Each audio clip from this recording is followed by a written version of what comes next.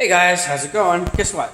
It's 5.5 hours later and the hood is finally clean. So we got a good looking surface here.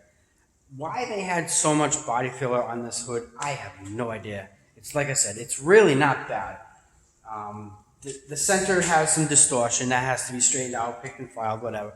And as you can see, that bad area of rust, it's still very porous. You can see it's still pretty embedded in there.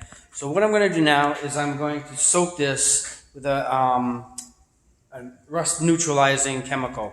It's going to hopefully dissolve what's there, and I'm going to do the rest with the hood too.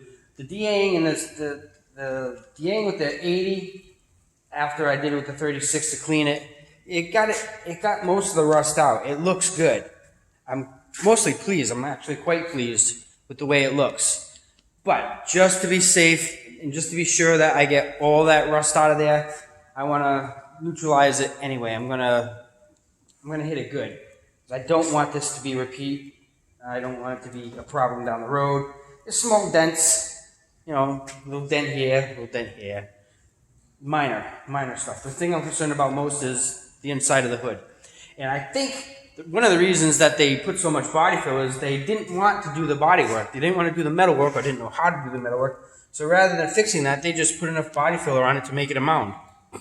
Okay, great fix. So I'm going to do it the way it should be done, and when I'm next to the stage where it's almost ready for body filler, I'll be back in touch with you, and I'll let you know how we're making out then. All right, guys, thanks. See ya.